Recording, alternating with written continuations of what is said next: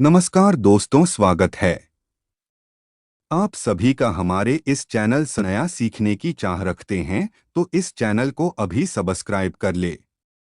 इस संपूर्ण विश्व में सर्वशक्तिमान ईश्वर ही है और उनकी इच्छा के बिना एक पत्ता भी नहीं हिल सकता है।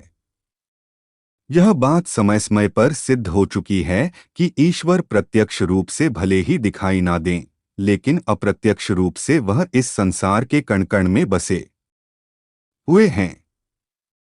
यह बात भी सत्य है कि हम में से कुछ लोग बहुत भाग्यशाली होते हैं क्योंकि उन पर ईश्वर की विशेष कृपा होती है, और कुछ ऐसी शक्तियां उनके आसपास हमेशा विद्यमान होती है जो हर समय उन्हें सही मार्ग दिखाती है और हर मुश्किल में उनकी सहायता करती है।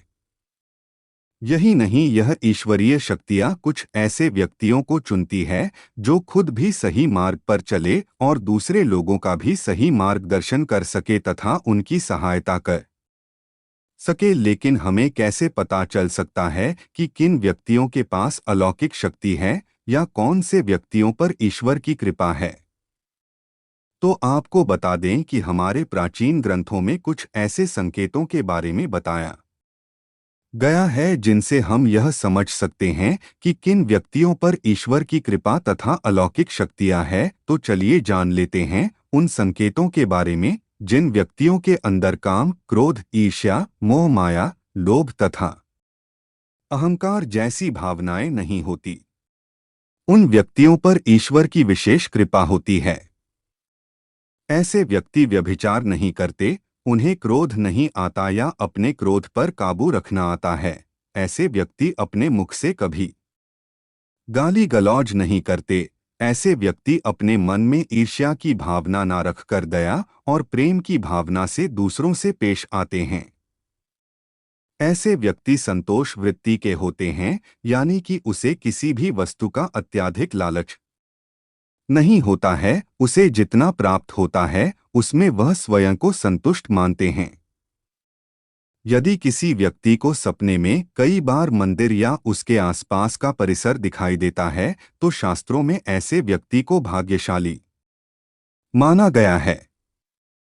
जिन व्यक्तियों को अपने सपने में ईश्वर का बार बार साक्षात्कार होता है, उन्हीं व्यक्तियों के साथ ईश्वरीय शक्तियां जुड़ी होती है। भगवान ऐसे व्यक्तियों को कुछ विशिष्ट संकेत भी दे सकते हैं जिनसे वह व्यक्ति समझ सकता है कि अलौकिक शक्तियां हर कदम पर उसके साथ हैं। जो व्यक्ति अपने दैनिक कार्य से बचा हुआ समय ईश्वर की भक्ति, आराधना और नामस्मरण में व्यतीत करता है और ईश्वर को सत्य मानते हुए उनकी अनुभूति करने में समर्थ होता है, वास्तव में उस व्यक्ति के आसपास एक ईश्वरीय शक्तियों का पवित्र घेरा होता है जिसके कारण उसे ईश्वर का आभास होता रहता है।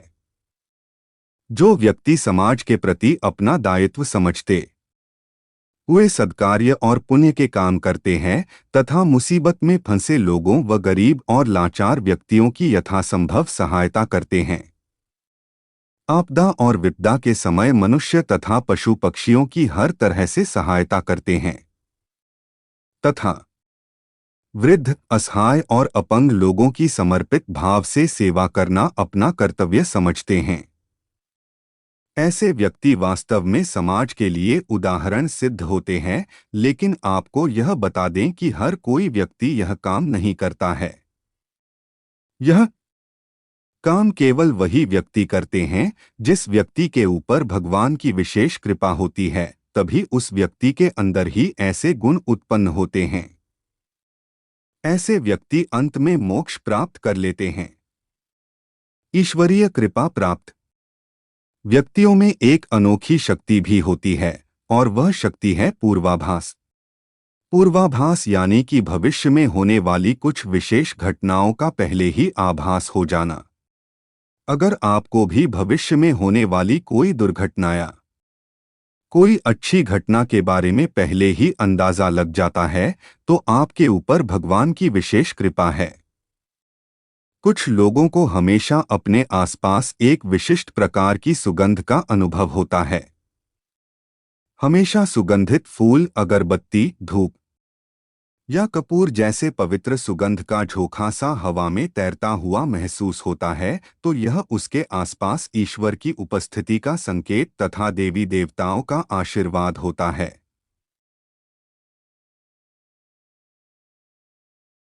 ईश्वर का समय यानी कि ब्रह्मा मुहूर्त सुबह 3:30 से लेकर 5:30 या 6 बजे तक का समय होता है। हमारे शास्त्र में इस समय को बहुत ही महत्वपूर्ण माना जाता है। ब्रह्मा मुहूर्त को देवताओं का समय माना गया है, क्योंकि इस समय के वातावरण में एक सकारात्मक ऊर्जा का संचार होता है। यदि किसी व्यक्ति की नींद प्रतिदिन ब्रह्मा मुहूर्त में अपने आप ही खुल जाती है और वह व्यक्ति अपने अत्यंत प्रसन्न चित्त से अपने नित्य कर्म से निवृत्त होकर ईश्वर की आराधना करता है और उगते हुए सूर्य को अर्घ्य देता है, तो ऐसा व्यक्ति निश्चित रूप से ईश्वर की इच्छा के अनुसार ही ऐसा करता है। उसे ऐसा करने के लिए ईश्वरीय शक्तियां प्रवृत्त करती है, यानी कि ऐसे व्यक्ति पर भगवान की कृपा बनी हुई है। कई बार हम किसी मंदिर या धार्मिक स्थल पर भजन कीर्तन या कथा सुनने जाते हैं। कितने भी सुंदर भजन वो हो या कितनी भी अच्छी कथा हो, बीच बीच में हमारा ध्यान भटक जाता है और हम कभी अपने घर के विषय में, कभी अपनी किसी समस्या पर या फिर अपने आसपास बैठे लोगों का विचार करने लगते हैं। लेकिन कुछ लोग ऐसे होते हैं जो भजन कीर्तन या कथा सुनने में इतने लीन हो जाते हैं कि उन्हें किसी बात का होश नहीं रह जाता। उन्हें बस अपने आसपास पवित्रता का एहसास होता है और बहुत ही शुभ ध्वनियां सुनाई देती हैं। तो ऐसे व्यक्ति का साथ निश्चित ही अलौकिक शक्तियां दे रही हैं। जो व्यक्ति ईश्वर के चरणों में ही परम आनंद की अनुभूति करता है और ईश्वर भक्ति को ही वास्तविक आनंद मानता है, ऐसा व्यक्ति न तो कभी दुखी रह सकता है और न ही किसी को दुख दे सकता है। ऐसे व्यक्ति का मन और मस्तिष्क हमेशा शांत रहता है, जिससे वह कभी भी सत्य व सदाचार के मार्ग से विचलित नहीं होता।